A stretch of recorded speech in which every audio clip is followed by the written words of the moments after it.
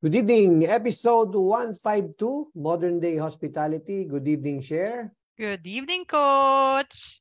Ayan, isa na namang maulan at makulog-kulog. May kulog-kulog pa na gabi. Tuesday night dito sa Pilipinas. No? Ayan, kamusta kayo dyan sa KL? Ganun din, may panaka-naka na ulan at Hala tayong mga lumaki kay kay Amado Pineda, di ba? Panaka-naka. Pag-ulan at may kasamang pagkulog at pagkidlat. So tayo kanina napakaganda naman, maaraw at blue skies after a couple of days with yung mga, siyempre, yung pinag-uusapang volcanic smog o yung VOG, no? Diba? Kamusta yan, Coach? Oo. Siyempre, narinig ko nga the first few hours may mga, siyempre, sasalain mo muna yung mga impormasyong naglilitawan kung ano yung totoo at ano yung hindi. So, clarify naman na yung VOG ay hindi naman umabot dito sa Metro Manila sa talagang lang. May smog din talaga yung Metro Manila at unhealthy rin talaga yung hangin ng mga araw na yon. But yung VOG, I think in Cavite, they felt it. Some parts of Laguna, closer to Tagaytay, syempre. Mabuti naman, humupa na ngayon. No? In fact, naapektuhan yung benta nung Friday at Saturday because of that. No? Kasi talagang merong may mga areas na may talaga, thick yung smog at saka yung VOG. So, syempre, naglabasan uli yung mga masks. Diba? Mamask naging handy uli. And I heard Makati daw sa balat din eh. Kasama na paglabas ng mga mask ay yung mga fake news, no? Syempre. Syempre. Mga fake news na kailangan sasalain mo talaga. Paalala uli, parang nalimbalik yung memorya ng pandemya sa akin. Diba? Yung naglalabasan yung mga kung nung balita, kailangan talaga mapanuri. Yung sources, lagi mo i-check. Siyempre, nakakasama rin sa negosyo dahil pag sinabing huwag lalabas sa Metro Manila, yun talagang hindi lalabas, di ba? So, lang po tayo. Paalala lang na sana po ay natuto na tayo ng pandemya. Di ba? Maging mapanuri tayo sa impormasyong ating lalo yung mga sinishare natin, di ba? Ay iba yung sinishare pa natin sa iba, kailangan check muna natin. So, maagang narito ang ating mga kaibigang si paring Joven, nandito na. Joven. Siyempre. Si Vic Ibarra, nandito na rin. Si Miss Ann Bernice D. Naku, si Miss Ann Bernice. Magaling na entrepreneur to. Aming franchisee sa San Lazaro. Miss Bernice, magandang gabi po. Siyempre pa, UK, pinag-uusapan natin kanina off-cam yung British influence. Si Victor Mempin at ang kanilang ating mga kababayan, rather, na nasa UK. Magandang gabi sa inyo lahat. Si Margaret, andito na. Saka si Marjorie. Ayan. Si Marjorie. Parang naaalala ko pa yung mga Chinese characters. Ayun nga, sa tanong ko parang yun yung hindi ko mababasa eh. Yung pangalan ko sa Chinese, meron din yung Ma eh. Ayan yung Ma yung first time. Si Marjorie Liwag. Yeah. And then si Teacher Yam, nandito na rin. Of course, yes. Sabi ni Marjorie, I hope we are all safe and dry. Siyempre pa, proud na proud tayo. Naging guest natin to, yung Gianetto Pizza. Yan. Gianetto Pizzeria na talagang ngayon ay talagang tagumpay yung kanilang dine-in store. Nagsimula sila sa pagiging online business, di ba? So, congratulations. At ngayong gabi, so happy. Ay pag-uusapan natin ang isa sa mga topics na talagang napapanahon, kapatid, kasi with the advent of AI, no? And weekend, no, ginamit ng GMA network yung kauna-una ng mga AI news reporters nila for the NCAA. So naging rin yan, naging topic ng balita. So siyempre may mga diskusyonan. So pag-usapan natin ngayong gabi yung hospitality. Maganda yan. Isa sa mga paboritong topics. Kaya rin maaga tayo nag-start kasi I'm sure mag-over tayo dahil sa ganda ng topic. Maraming katanungan. Sabi ko nga, sige, try natin pagkasyahin dito sa isang oras na pinagkaloob sa atin every Tuesday kasama ang ating mga classmates. Sige, without further ado, let's tackle our top 3 takeaways from last episode. Okay. Yes, top 3 takeaways. Number 1 pa lang, laging pumapasok sa isip natin, always be a talent scout on recruitment mode. Kasi bear in mind, building blocks din ng IQ, EQ, and personality. Yung dalawang yun yung pinaka-key notes natin sa first point. Oo, yan yung ano, yan yung differentiation between and I think I would say the pinakamabigat na comfort zone na dapat mong alisan pagka ikaw ay lalo pag ano na no, yung when you are a resto negosyante and you realize na okay, sige, from a mom and pop operations, expand ko na to, and you start recruiting people, di ba? Alangan, and then you realize once you start recruiting people, it does not end. Yeah. So you have to put in a system, no, a framework. So yung framework na ating ina-advocate or in-espouse yung pagtingin na pagkilala na yung IQ, EQ at personality are not things that we can teach inside the business, and we should not be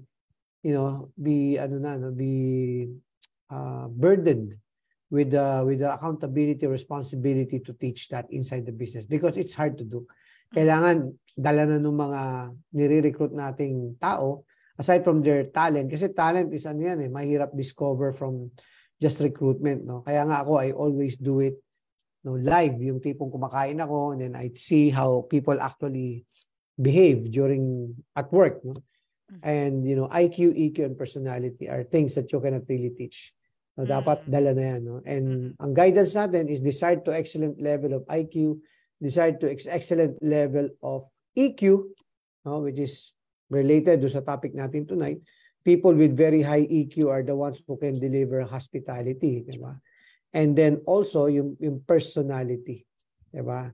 Personality, lalo ngayon, very challenging yan with social media as the main conduit for interactions, di ba? Kumukonti yung mga taong magaling na magkaroon ng tamang personality at magaling mag-engage sa kapwa-tao. So, yan. Yan yung fit, di ba? So, ang second point naman natin is the quality of the people you have is a reflection of your diligence. The organization structure is a reflection of your culture.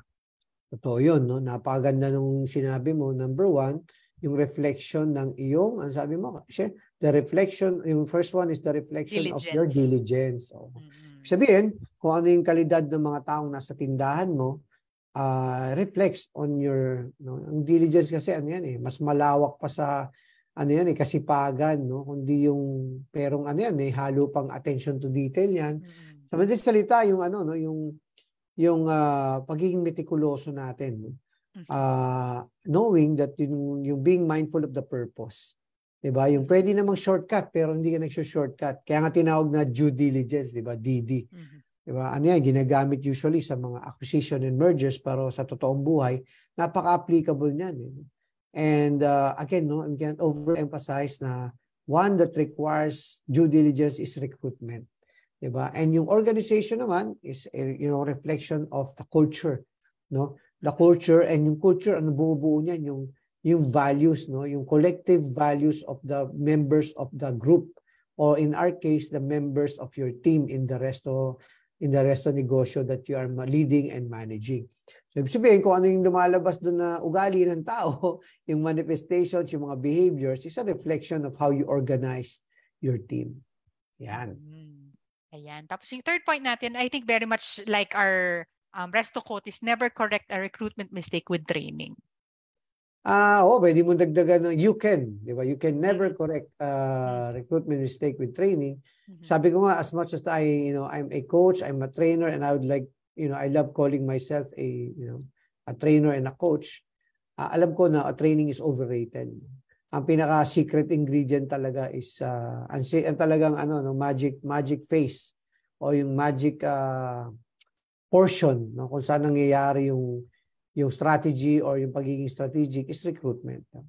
The better you are at recruiting top talent, the easier it would be to train. Mas madali yung training. And ang maganda doon is that you're building a roster of potential future leaders. Diba? Yun naman ang reminder ko parati pag nagre-recruit. Magre-recruit ka na rin lang, dapat i-recruit mo yung merong potential to become future leaders para yung recruitment mo, yung impact niya is amplified, no? And yung nakuha mo is not an addition to your team, but a multiplier, no? Tawag sa mga ganun tao, yung people who can create, who are leaders and who can create future leaders are called multipliers. Actually, magandang libro yan kung mababasa nyo, yung multiplier. Maganda yan. So anyway, so yun, when we recruit, yun dapat tinitingnan natin, and again, no, related to our topic tonight, tingnan mo yung tao na yung nag-express ng hospitality. Kasi pag nag-express ng hospitality, ang tao, malalim yung pinanggagalingan nun. It comes from a place of genuine care and kindness. Di ba? Lalo kung kung hindi naman, kung customer ka lang talaga, hindi naman niya alam na inoobserbahan mo siya, di ba? Kung sa natural environment or natural habitat ay palangiti, no? Malaking na yun, malaking plus factor na yun. Kasi you can never teach hospitality. True. Yes, and with that, we go with episode 152, yung modern day hospitality natin. Yan, sa modern day. Parang pinag-usapan ng modern day, no? Naaalala ko ang aking edad. Sapagkat marami na akong modern days na narinig, no? Maririnig naman natin yung mga nung araw. Ayun. Di ba ako, inabot ko kasi yung 79 to 80. Di ba? Yung parang modern day, di ba? Parang 80s. Welcome to the 80s. Parang big deal masyado yung 80s. So, inabot ko yun. Switching from 79 to 80s. 89 to 90. Ayan. Not so much, pero siyempre, big deal yung 90s to 2000, di ba? Of course. May pa-Y2K pa. Tandang-tanda ko yun kung nasaan ako noon di ba? Sa ano yun? Sa garden sa harap ng Glorieta 4, no? Yung saan may malaking swatch na relo, doon nagka-countdown. Sa Golden Park, kung tawagin. Karga-karga ko yung anak ko noon na yung panahong yun ay napakaliit pa, no? 4 na taong gulang. Na ngayon ay may anak na. Ayan. Di ba? Yung mga anak na. Sa 2000s. No? And when you talk about, when you say modern days, di ba? Parang it reminds you of what is modern now, di ba? Will eventually become a thing of the past or something that it might even be obsolete. Di ba? Yep. Now, remember pagers, di ba? Yung mga ganong innovations dati, no? Yung mga earlier versions of the handy phone, no? Yung mga technology like akala natin hindi mawawala pero ngayon wala na, di ba? Like every home before had a PC. No? Ngayon landline. Yeah. So sa restaurants ganun din When you talk about modern days, yung evolution ng restaurant, no? Pinaka-technology na dati sa restaurant, yung cash register machine na naging POS, di ba? And yan, of course, with the advent of all this technology, yung mga digital ways of ordering, even when you're inside the restaurant. QR code. So pag-usapan natin yan kasi napapanahon yan Baka ma-blindside yung mga kapwa natin resto negosyante pag hindi natin binigyan ng panahon itong napakahalagang topic ng how do you cope with the modernization of the restaurant industry and how relevant pa rin ba yung hospitality? Hindi ba papunta na sa robotics at saka automation? Diba? Ikagagaling ko rin lang ng Japan. So marami tayong insights na pwedeng ibigay sa ating mga nanonood ng mga kapwa resto negosyante at yung mga iba, yung mga kapwa natin leaders sa restaurant industry tulad ni Tintin Beltran, no? Siyempre nasa University Hotel yan along with si Boss Melvin, no? And si Engineer John David, JD Casino is watching, yung manugang ko yan. Aking paboritong manugang, si JD Casino.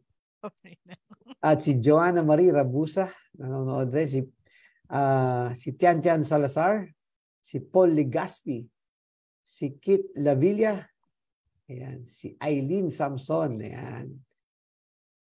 Si Luke nanonood rin, di ba? Si Raisa Mokalam.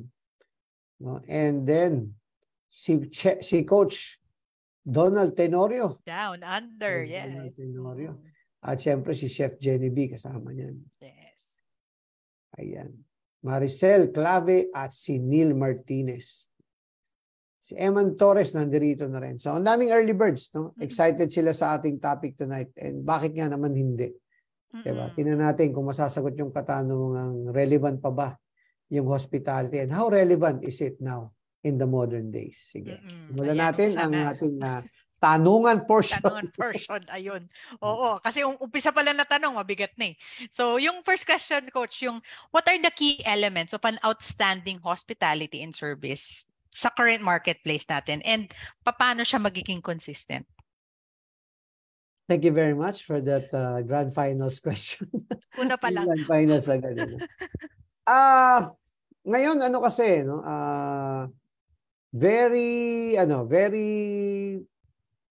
diverse, no? I would say yung no, yung definition and yung measurement, no, of what hospitality is in the modern day restaurant, di ba? Kasi meron tinatawag na safe space, privacy, may tinatawag na, but at the same time, now more than ever, merong capability yung mga digital tools to gather. Ironic di ba? When people talk about privacy, then it's the time when people are actually, the data are actually being collected, no, most often, and with at the most, I would say, prevalent. Prevalence na, in history, no. Ngayon parang ang dali ng social listening, ang dali ng and that's why permission is a word that we need to discuss as well when you talk about this topic. So sinasabi natin, itong hospitality is, ako, to simplify the topic, ako parating kong tinatanong, yung ano ba yung what really matters to customers? Kasi yun ang magdedictate kung ano ang relevance ng aspeto ng experience, no? I would say hospitality is an aspect of the customer's experience, and include natin pati yung share, no, employees experience, di ba? Gano'ng ka-relevant ba siya, no? Ang tanong siguro dapat na itanong natin is, anong mga feelings pa ba yung gustong maranasan or maramdaman ng isang customer when they go in a restaurant? 'Di ba? Nung araw wala naman yung opportunity or challenge of competing with cellphones. 'Di ba? Like, people are always on their phones, on their screens, 'di ba? Iba-ibang uri ng screen, pati watches may screens na rin 'yan, 'di ba? So, how do you define kung ano yung intrusive at saka yung hindi intrusive? Yeah. 'Di ba? So, ang masasabi ko, siguro, to answer that question, it all boils down to your desire, and sabi ko nga kanina, ginamit natin yung term na diligence, no? To yung genuine intent mo to really understand your customers. Doon pa rin bumabalik. Kasi kung ang i-deliver mong type of hospitality and service is something that will make them happy ultimately, yun naman ang purpose, di ba? So you would have to understand first what will make this person happy. And you need to recognize that there's a diverse set of customers, no? And hindi naman yan modern day phenomenon. Maski nung araw naman meron ng ganyan eh. That the worst thing that you could do is to treat hospitality as a generic thing that you have to apply to everyone, no? In a generic manner. So kailangan mas na siya, scientific yung approach mo. Lalo ngayon, di ba, that you have the access to data if you're in a restaurant setting where modern talaga yung restaurant na pinagtatrabahoan mo, and you have access to customer preferences, no, analytics, no. But even without that, I would always say na yung guidance ko parati is that, have that mindset that you don't know what the customers want, what each customer that comes to the door wants. But this is an opportunity to know what they want, what really matters to them, and to deliver it. Diba? Pag ganun kasi, even from my mindset nung empleyado pa ako sa restaurant, maski ako na-fulfill ako pag ganun yung challenge ko sa bawat customer na pumapasok eh. Diba? Doon nagsisimula, kapatid, yung mindset, yung perspective na, ano ba to, customer? So, transaction o relasyon? Diba? Yun naman yun transaction o relasyon. Ako, I'm always towards that, okay, I'll build a relationship with this individual. Now, we start off as strangers, and during the course of their experience here in my restaurant, diba, we will end up as friends. Maybe not today, maybe in 2 to 3 visits, but that's the end goal. Diba? So pag gano'n, it becomes exciting and parang timeless. Hindi siya bound by time, no? Hindi siya bound by time. I think yun yung konteksto ng timeless na sinasabi ko, not the technical definition of it. So, I think yun yung sagot ko doon, ano? Medyo mas malawak yung sagot ko kasi gusto kong Pero at the same time, may focus siya dun sa sa ultimate question na, do you really want to get to know your customer? Diba? Kasi if you want to get to know your customer, then it becomes hospitality and service is an exciting journey for you. Diba? So, I think to be specific with regards to my answer to your question, yun yung hahanapin mo, no? Yung as a customer, ang hahanapin mo yung mga lugar na talagang interesadong makilala ka bilang tao. And as a resto negosyante, yung mga talent na ilalagay mo are people who are genuinely interested, no? Yung mga people person na tinatawag. Yeah. Naisip ko yung coach yan yung in the famous words of Spice Girls, tell me what you want, what you really, really want. Kasi, di ba? Before the dawn of social media, medyo kailangan mong tanungin di ba? Tapos pakiramdaman. Ngayon hindi na ang dami ng hashtag, ang dami na nagpo-post. So parang you really just have to find out. Yeah, and I think yung yung complexity is I think for me it's positive because through all these layers of what people put out on social media, it's really a challenge to find out the real person behind all of these things. Diba? Ang daming layers So, mas nagiging exciting. Kasi iba yung social media persona sa, diba? If you get, parang, levels of friendship. Okay, maaaring friends, kasi diba yung friends very loosely used yan lalo sa, muntik na masabing Friendster, no? Lalo na sa Facebook, diba? Na parang lahat, pag in-accept mo, friend agad diba? Friends, oo. Friends agad. Iba na define as followers, no? Parang double meaning din followers. Ganda, but ang essence is you recognize that okay, iba yung social media acquaintance lang kayo. Pero yung, di ba, ako like for example, up to now, I have a lot of friends who used to be my customers in the restaurants that I worked at, no? So, that's very sa akin, fulfilling because we started off as parang it's a business transaction. They want to eat in the restaurant that I'm working at, but we ended up as friends. Di ba? And walang hindi hard sell yun, no? It's just a consistent effort on my part to deliver my commitments professionally. And then eventually, nag-o-open siya ng opportunities for, meron ng tanungan about, so ganito pala, so ganyan. So, yung without being intrusive again, then, genuine yung relationship. Diba? Genuine So, yun naman ang holy grail ng relationships, yung pagiging genuine and authentic. Diba? Yung transactional, diba? So, I think yun yung essence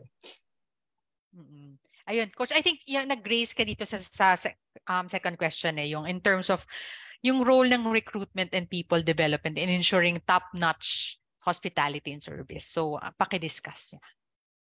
As I mentioned earlier, the best way really is to poach, no? I think coaching is just one element of it, but to actually see people in action. 'Di ba? Kasi may certain personality types na talagang fit sa hospitality industry. And even magkukusinero ka, hindi pa pwedeng walang skills. Required level of hospitality sa puso.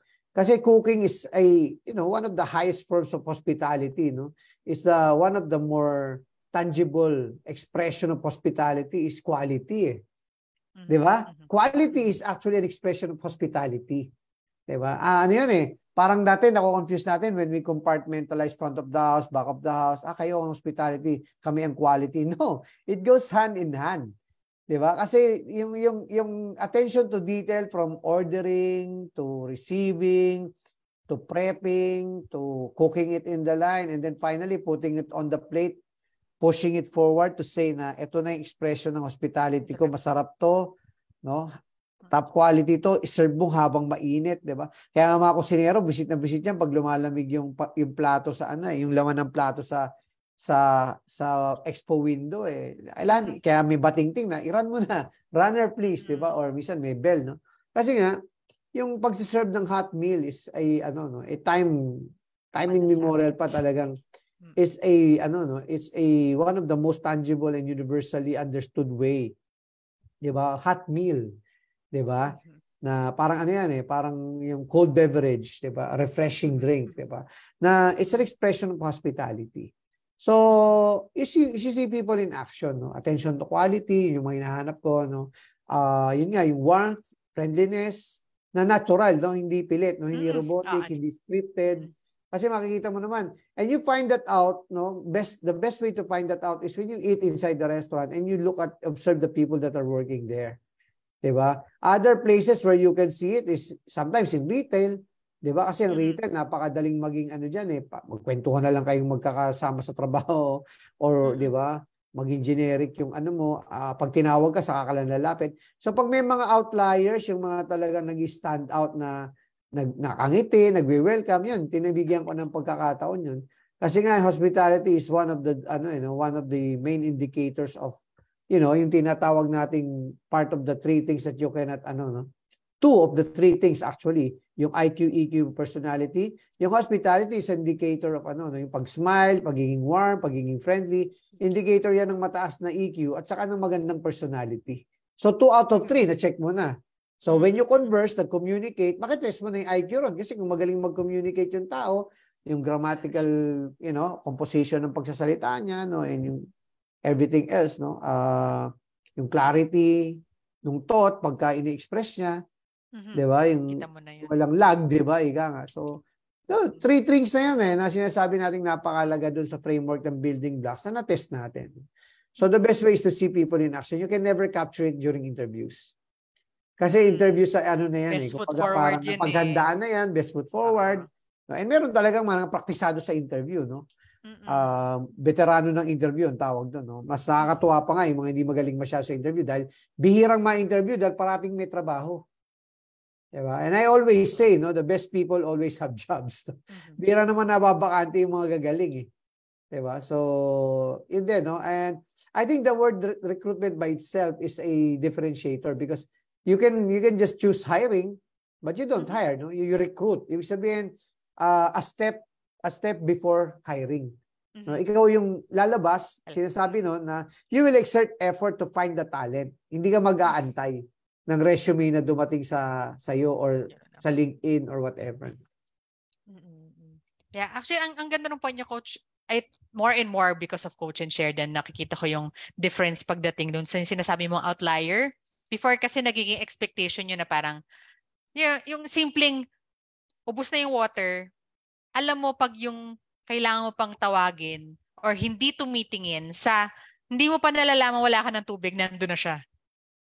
Alam mo, simple lang yun, Share, no? A person, eto, makikita mo to pagka sa restaurants, no? Yung taong may attention to, yung may focus sa table, kasi dalawa lang naman titingnan mo kung server ka eh. Or kung manager ka for that matter, no? Parang yung sinasabi yan, eyes on the table, eyes on the guest. Okay? Eyes on the tables, eyes on the guest. Hindi yung maghihintay ka ng taas ng kamay, no? Ano yan, challenge nga yan. Pag nataasan ka ng kamay, parang dapat you should take it personally. Ba't ako nataasan ng kamay? Hindi ko na-anticipate, di ba? So, anticipating yung needs ng mga customers is actually a very, kumbaga, clear, indicator that you're genuinely concerned, that you take your job seriously and you're a professional server. Because, binoobserbahan mo talaga yung mesa eh. Tinitingnan mo, and pag sinabi mong, my name is Romel, I'll be taking care of you tonight, you mean it, no? And talagang you will follow through and you will look at their table. Kasi the table speaks, no?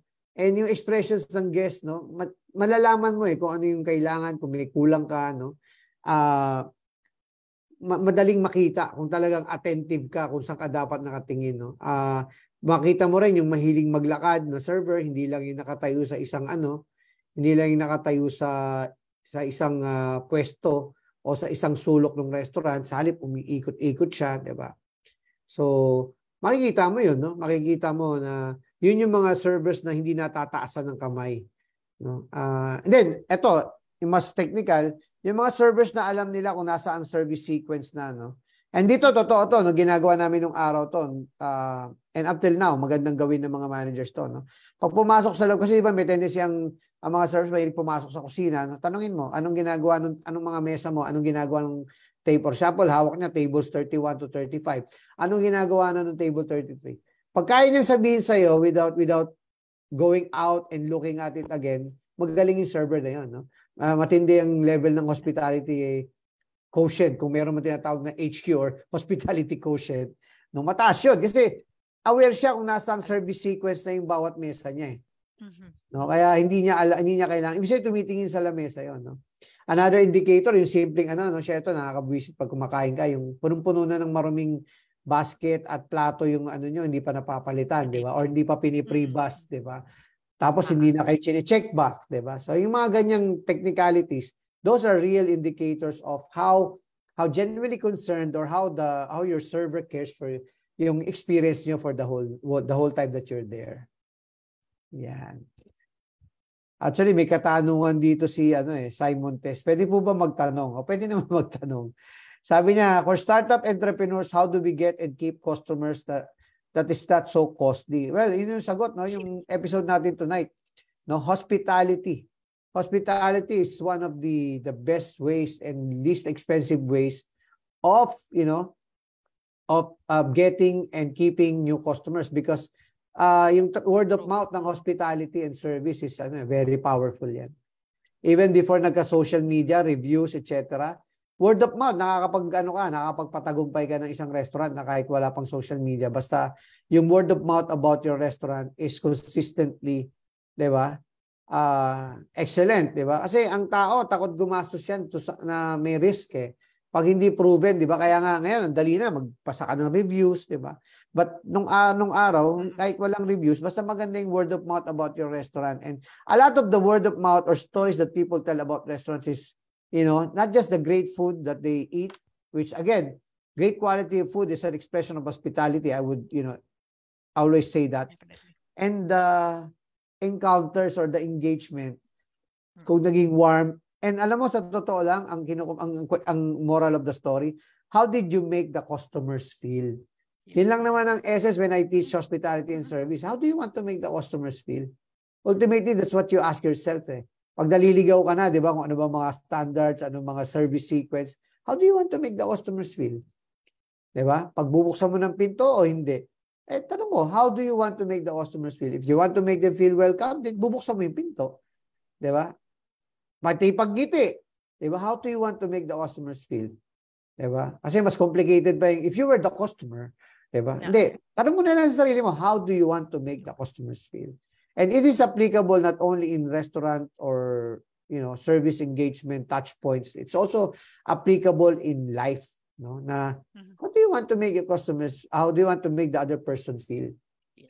Ngitian mo, hindi ka nag-i-expect nangingitian ka pabalik, pero you want to make the person, feel the warmth and have, friendliness of your smile. How will it make him feel? Diba? Happy. So if you want to make other people happy, madali sa iyo ang hospitality. Ayun. Yung another aspect naman that we have in restaurants, yung how does the store design and ambience play in the part of the store's hospitality and service? So may tips ka ba on how to utilize to your advantage? Oo, merong yan, no?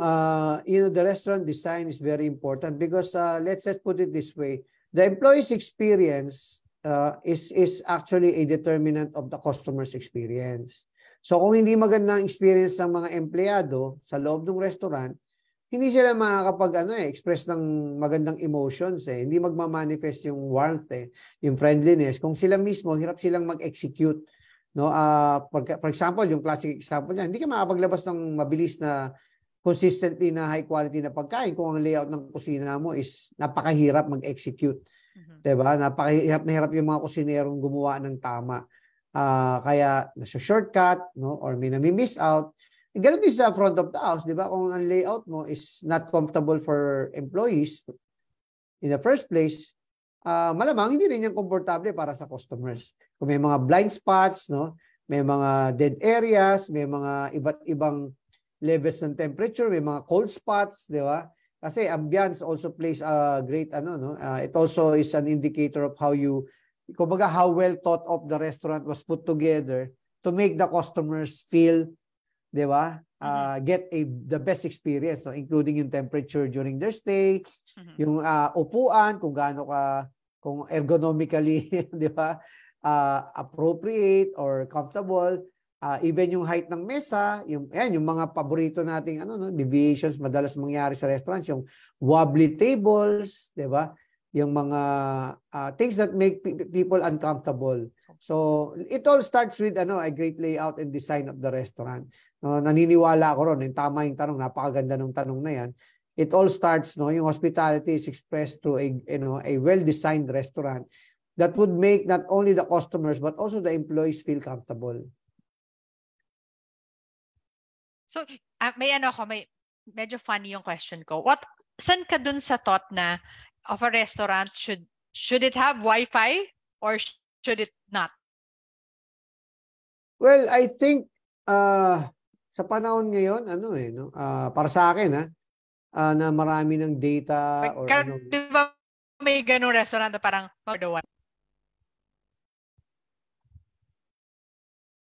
Well, hindi ko na-capture yung huli. Hindi ko alam kung yung signal ko o yung signal mo yung naging choppy yung huli. But ang tanong was about Wi-Fi, di ba? If a restaurant should have Wi-Fi or not. Yeah. Akin, irrelevant yung tanong eh. No? If it has Wi-Fi, para ibigay sa mga customers yung password, I think it's more of, if a customer asks for it, as a convenience or for some definite purpose, sure, we can share our Wi-Fi password, but I don't think it needs to be promoted because that's not, I think, the most important aspect of a customer visiting your restaurant. No, para sa akin, hindi siya yung primary attraction of a restaurant having Wi-Fi. But if you ask me na for example, emergency reason, meron ka dapat Wi-Fi na mabibigay sa customers, sure, dapat, no? And most of the restaurants have Wi-Fi now because of the POS connectivity to the main home office, etc. But I don't think, in my own personal opinion, hindi ko siya inirarank as one of the expressions of hospitality. No? In the context of our discussion tonight, no? Hindi siya nakarango sa akin na mataas. No? Number one, it's not something that you personally give to our customers na it requires effort, di ba? Parang, it's given. A lot of places have Wi-Fi, so it's not a differentiator. So I'd rather focus on the personal touch, the aspects that express yung personal touch. Ayan. Kasi nag-seg ako dun sa how can technology and digital tools, ito yung favorite nating part on leveraging to enhance the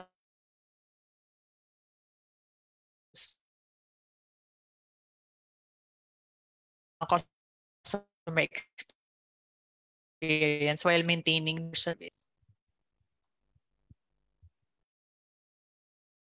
Yan, napuputol no? Naglalag. Napuputol. Pero if I captured it right, how should technology help enhance the customer's experience? Tama ba? Yes.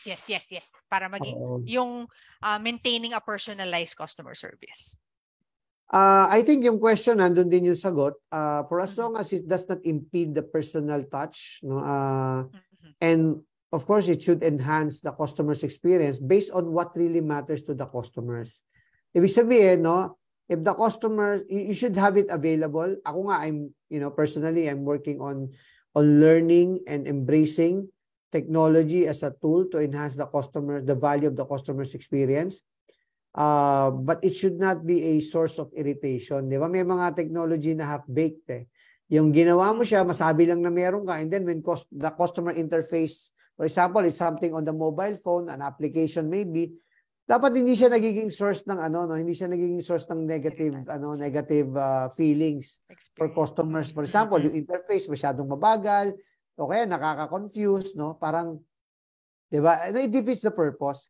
Kailangan all of it should be done in the spirit of making it more convenient to our customers na masasabi nila ang galing nung ginawa nila, it made my interface better. Sa dulo, parang sinasabi nila, parang concerned talaga tong kumpanya na ito sa akin. Because they understand how I interact with my mobile device, they made a more convenient option for me to either to order or to give my feedback, 'di ba? Kasi merong ganoon yung nakakawalang ganang gamitin kasi too complex, 'di ba? So I think yung hospitality can be expressed even in this aspect.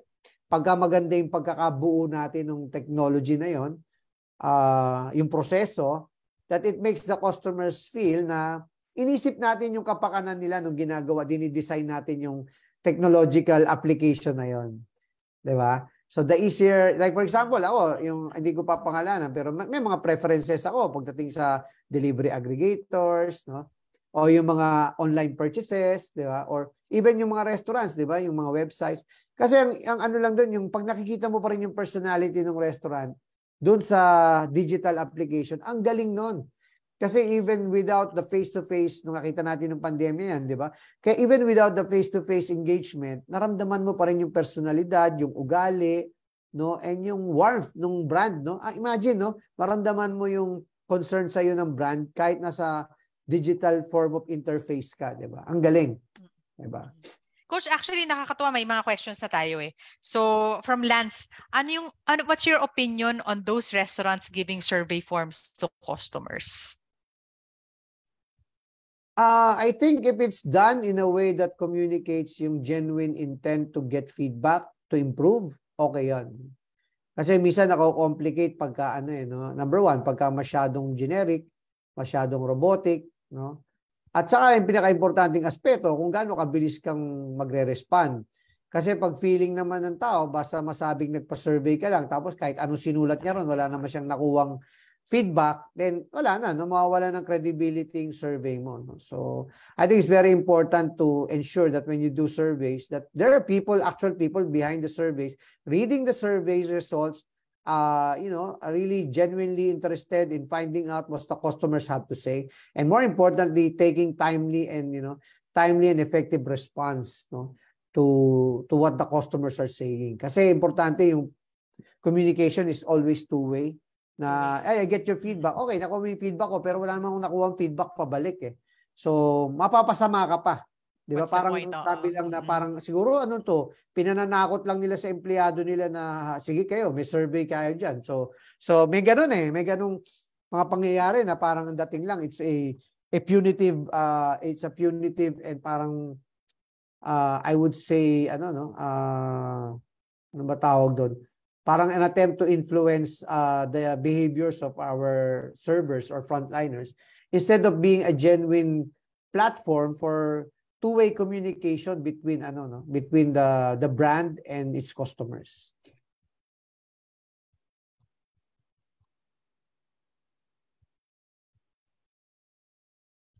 Sorry, Coach. I think yung issue is my connection. But anyway, gusto ko yung comment ni Coach Donald. On his point, nakikitulong siya pagdating dun sa Wi-Fi point. Use it as a marketing tool rather than a hospitality touch point. I totally agree. No, it should not be confused as hospitality tool. Yun nga, sabi ko, in cases lang talaga na, in rare cases where Wi-Fi for emergency, but I don't think it's a selling point it should be a selling point for hospitality, because in the first place, hospitality should not be sold. No? Hindi siya binibenta ang hospitality. It's kumbaga hindi siya dapat transactional. Yan. Tapos gusto ko yung mga ang dami na nating questions from our audience. Yun, sa palagay niyo po, Coach Romsay, is it obsolete to have an ordering system in your website given na may mga delivery apps na po ngayon? Mahirap sabihin na i-generalize yung sagot, no? Kasi it depends on how you are actually interacting, whatever platform it is. If it is responsive, if you are responsive, it's kasi once you put out what we call a communication channel for your customers to engage you through, you have to make sure that may sasagot. Diba? So yun yung importanteng aspeto to. I don't think it's obsolete. I think it's depends on how you utilize it. No, and if it's the way that you communicate with your customers and people are engaging you through that platform, depende kung paano mo sinet up yung website mo. No? May mga countries, alam ko to for a fact, na websites are more for sa Amerika, sa US, mas ang tao sa website. Dito kasi sa atin more on Facebook, Messenger, di ba?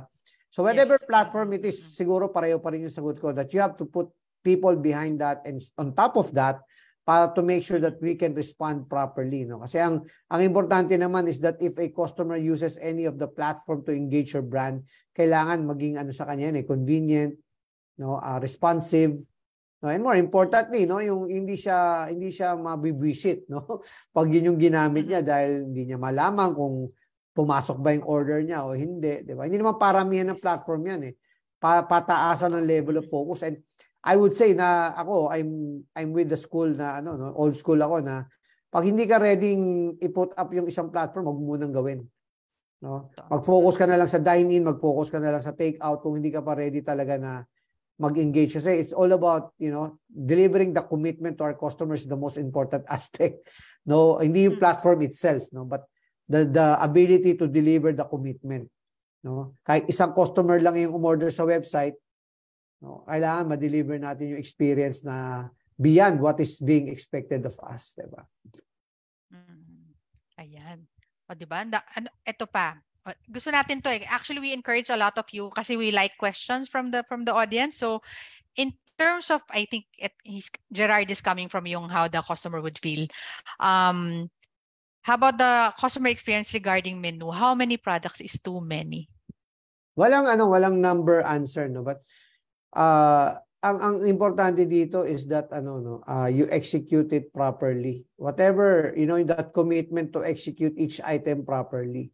Now, from a business standpoint, I would say hindi dapat masyadong marami ang menu items that it loses, you know, that it causes you to lose focus, no, and hindi mo na ma-execute ng tama. And of course, from a business standpoint, mataas na yung food cost mo dahil maraming waste.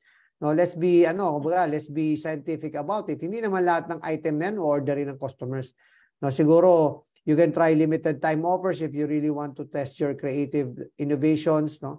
But I would say a healthy menu should fit on a three-page, no, three-fold menu eh. You know, may starters, may entrees, no, merong salads and soup, no. For a full restaurant, full casual dining restaurant or a fine dining restaurant. But hindi yan ako I'm not a fan of yung maraming items eh. No? Yung mga ibang restaurants kasi sakala natin daming items, like for example, yung mga traditional Chinese restaurant, pero puro cross-utilization eh.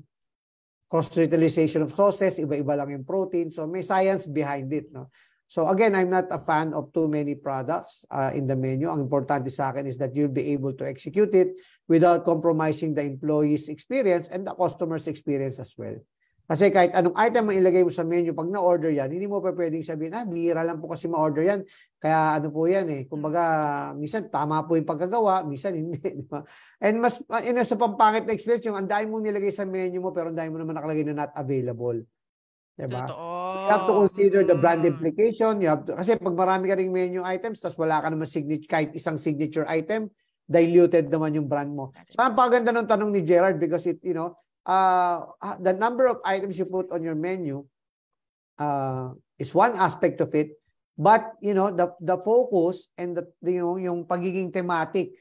Ano ba yung tema, no? Baka mamaya kung ano-ano nilagay mo na sa menu mo, hindi ka na maintindihan kung ano na yung personality ng restaurant mo, anong type of restaurant ka, and more importantly, kung wala kang kahit isang signature dish.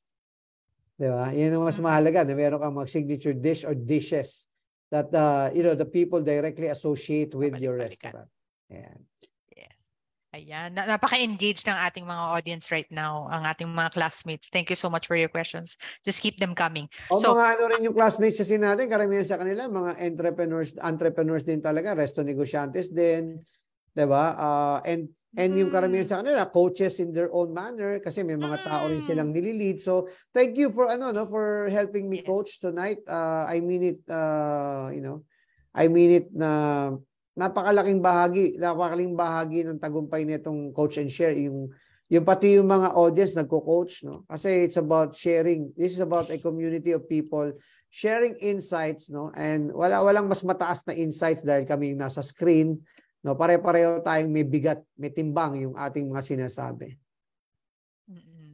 Ayan. So ito na, very seg yung ating fifth question. How does employee empowerment naman help in delivering a consistent hospitality and service? Ano ulit, Share? Sorry, na-distract ako ng pagbabasa.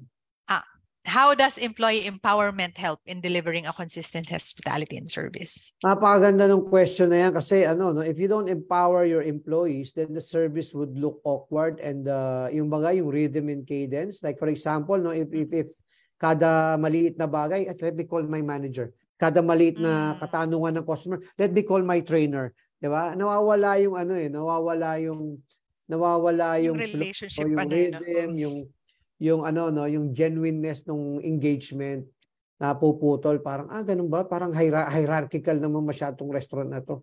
'Di ba? So, when in fact ang siguro conversely, if you encounter a server who is very knowledgeable about the menu, kayang maggawa ng desisyon, can I substitute this item, this side dish with this side dish? Yes, definitely. 'Di ba? Ang galing ng experience ng customer because even yung brand nagkakaroon ng halo effect sa brand na okay, empowered ng mga empleyado, ibig sabihin iisa yung common goal nila na na maging maganda yung aking experience sa restaurant na to. Pag masyadong maraming rules, 'di ba? Ako bigyan ko ng even sa fast food, 'di ba? Yung parang dito yung order ng ganito, tapos kailangan ka pang pumila ulit sa isang aspeto. Ganon din ang analogy ko ron no. Even if it's a sit down service, kung marami masyadong layers nakikita ng customer that hindi free flowing yung service, hindi free flowing yung proseso, masyadong maraming bureaucracia, no? And merong levels of understanding para ang nakakaalam po niyan ako. Pero pag yung tanong niyo pong pangalawa, ibang tao na po nakakaalam ng sagot diyan, sandali lang po. Parang nasisira yung pagiging spontaneous nung engagement. So, ako I'm a believer of empowerment, no? Latitude. For as long as alam natin define yung levels, yung layers, no? And actually, yung speed of trust is very relevant when it comes to that. When we talk about people who are very competent, if our servers, our frontliners, our cooks are very competent, then, we should give them latitude. Kasi they will make the right decision. We have empowered them. We have trained them and coached them and mentored them, developed them to make the right decisions. Kasi hindi naman lahat ng pagkakataon nasa restaurant tayo eh. So, it's either empowerment na talagang ingrained in your culture or empowerment na talagang default dahil wala ka sa restaurant. So, they feel empowered, no? Masagwa yun, di ba? So, might as well make it a part of your culture, especially decisions that will make the customer's experience happy, no? Happier or better, no? Sorry, happier or better. No, yung simpleng pagko-comp ng mga items, pagde-decide pag mayroong mga mistakes sa service and then you can immediately replace the item, yun yung mga things that really matter to customers. Kasi the more spontaneous and the more instantaneous the decisions are made, the customers feel more valued. Diba? Kasi wala nang imagine kung parang di ko po madesisyonan yan. Yung manager po ang mag-handle niyan. Parang so yung antas pala ng feedback ko pang manager. Diba? And it happened to me, no? Hindi ka nagkikwento kung saang hotel pero nakaka-frustrate yung gano'n, no? Yung ang dami ng layer ng level sa tinawag mo pero walang makaintindi nung gusto mong ipaiwatig na. It's very simple, no? You don't want special treatment. You just want people to understand what you need and to tell you if they can provide it or not, 'di ba? Ganun lang naman kasimple. So I'm all for empowerment. Yes, ayun. Actually, pero dapat pa rin, Coach, naisip ko lang, na-realize ko kasi mayroon din namang balanse, di ba? In terms of empowerment. Kasi minsan naman may feeling naman entitled to a certain point where it becomes abusive naman to our beloved people from the F&B industry. I think yung empowerment tackles that as well, Share, no? Because if the person, kasi ang empowerment can only work if people are well trained, no? And the system is very well ingrained, established, the standards are very clear, and more importantly, the principles and values of the company's culture is very much indoctrinated lahat ng tao. Kasi kahit na the most difficult and challenging situation with customers, kayang i-handle yan ng ng isang magandang kultura ng restaurant, no? There are, kasi hindi mo naman talaga ma-enumerate lahat ng scenarios eh. But the essence which is coming from the values of the company, it will guide them properly. Diba? For example, the skill of the decision to listen first, the decision to empathize, the decision to address the customer's feedback with mindfulness, no? And the decision to also balance between employee safety, nangyayari yan, yung merong dilemma between customers needs and wants versus an employee's welfare and safety. No? Yung mga ganun na yan. Eh. So, yung unempowered leader in the restaurant would know how to navigate that. Eh. And lahat ng mga magic na nangyari dyan is behind the scenes. No? Yung training, consistency ng leadership by example, not only by the managers, but more importantly, by the owners of the company. Diba? Kasi ano naman yan, doon nagmumula yan. Eh. Kailangan, the principles and beliefs, the values of the company, the commitments are inviolate. Hindi pwedeng suwayin, lalong-lalo na ng mga may-ari. Diba? Para maging genuine talaga siya na kung ano yung, sabi nga natin, diba? If the owners genuinely take care of their people, then the people will take care of the brand, the business, and its people. Diba? Ganun naman yung equation dapat.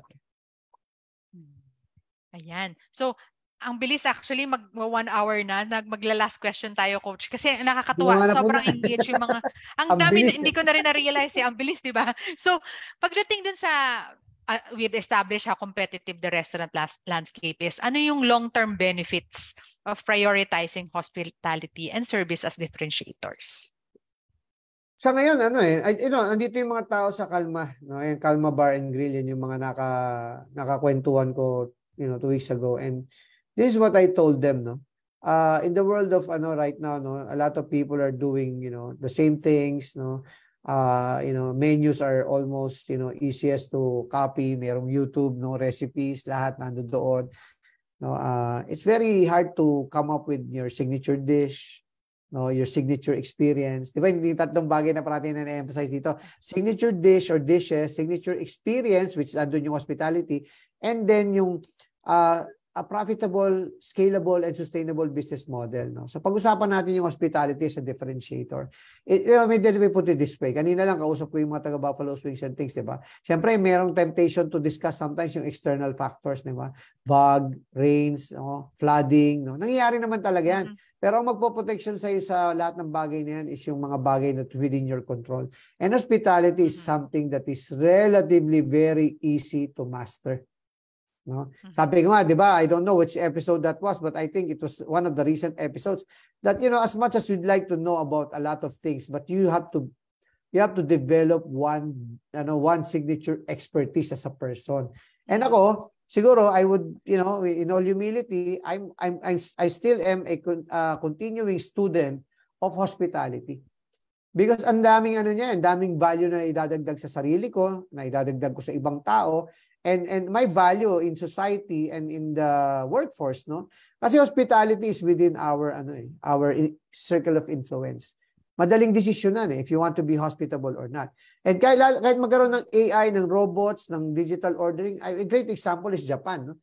While people, order through vending machine, wala na ganong interaction, but you can still feel the hospitality of each restaurant expressed through the quality that they deliver, the way the restaurant is organized, yung promptness ng delivery of service, yung pagiging mainit ng temperature ng pagkain, and yung smile ng mga kusinero, kahit wala ng waiter, di ba? Ako, experience that, no? Yung nagkumain ako sa Malaysia, nung nasa KL ako, nung huli tayo nagkita dyan, di ba? I was amazed na pagpasok ko sa restaurant, nag-pop up kagad sa mobile phone ko yung menu, wala nang kailangan pindutan, and then pwede na ako mag-order, pwede na ako magbayad. But at the end of the day, what made my trip pleasant, my experience pleasant, was yung smiles ng mga tao ron when they deliver the food. No, walang salitaan. No, ang sinasabi ko ito, no. We tend to worry about it. It's very ironic now. We tend to worry about things like, and we tend to invest. No, I know of bigger companies who invest millions in, sophisticated, complex, technology to implement in their restaurant. Pero ang pinaka-fundamental is yung hospitality. Pag wala yung hospitality, then you just be another restaurant, no? Ang parating kong binabanggit dyan is, do you want to be transactional or do you want to build relationships? And even from the mom and pop restaurants to the bigger restaurant chains who have succeeded, no? Yung mga heritage brands, alam mo, isa sa mga success factors is hospitality. Hospitality is not service. Hospitality is the precursor of service. You deliver on-point service because it comes from your hospitality. Yung puso na nagdadrive ng ginagawa ng kamay. No? Yung service is basic yan. Lahat ng expected yan . Lahat ng restaurants pwedeng may magandang service pero magdedetermine kung sino yung magiging viral Viral, not in the digital social media context, but more of word of mouth, old school.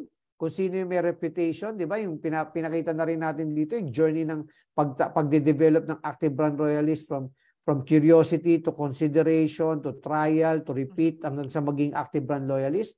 Active brand loyalist meaning people who do not only frequent your restaurant, but they tell other people about it as if they're the owners of the brand.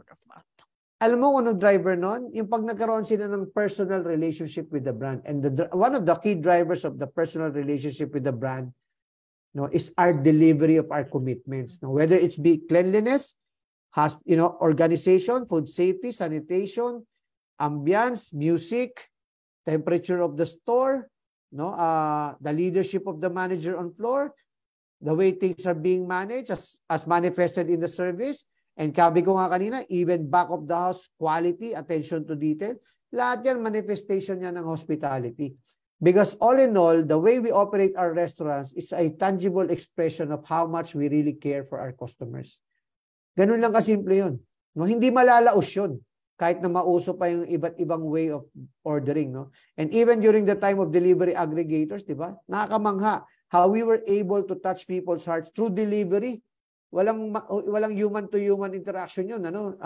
Mobile app. Pero nakakapag-engage pa rin sa customers, di ba? Yes, hospitality never goes out of style. Oo, parang Levi's lang. Ayun, Coach. O, di ba? Ang bilis nga naman. Buti nga, nag-start tayo na mas maaga. Kundi, extended na naman tayo. Eto, may pahabol question. Pag si Sai, active na active to. Nakikipagkwentuhan na kay Donald dito. Thank you, Coach Donald, for accommodating some of the questions while na hindi namin nako-cover. Our flagship product po ba should always be default the bestseller namin or something that we want to be known for?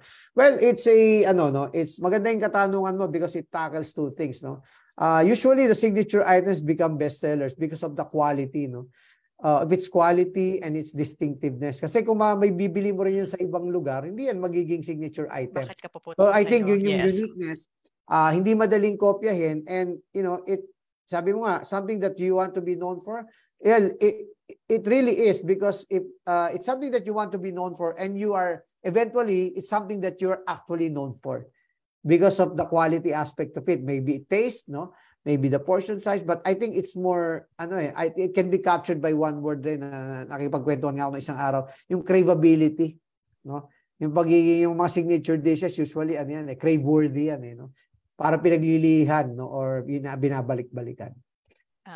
Yan. Napaka-active ng ating mga classmates. Maraming salamat sa suporta nyo. Ang ating resto quote for tonight, ayan, ang bilis ng oras, resto quote na.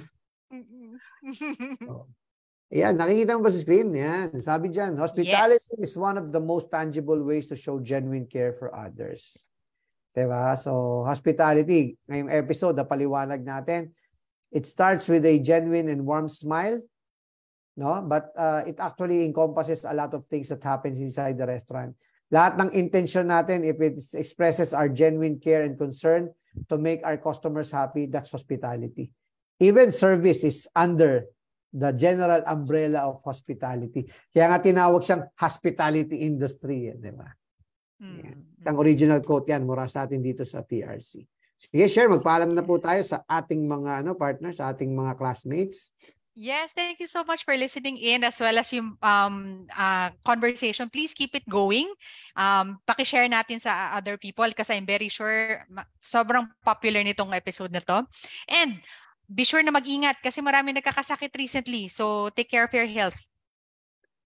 Oo, ingat tayo mula sa VOG, sa smog, at kung ano-ano pang mga binabato sa ating challenges. Pero ang importante, if we stay focused, on what really matters. Yun naman ang reminder ko, stay focused on what really matters, di ba? Our health, our family's health, and things that really matter to us for the long term. Yung essential, balik natin yung discussion about yung katagang essential. So I enjoyed tonight's episode. It's one of the episodes na talagang hindi ko napansin na pag-andar ng oras, And marami po tayong gawain sa araw, pero pag dumating yung oras ng Tuesday 8:30, ng gabi, talagang tayo dyan, enthusiastic and excited. And thanks for keeping us company, and yung inyong engagement sa comment section, nakakatuwa.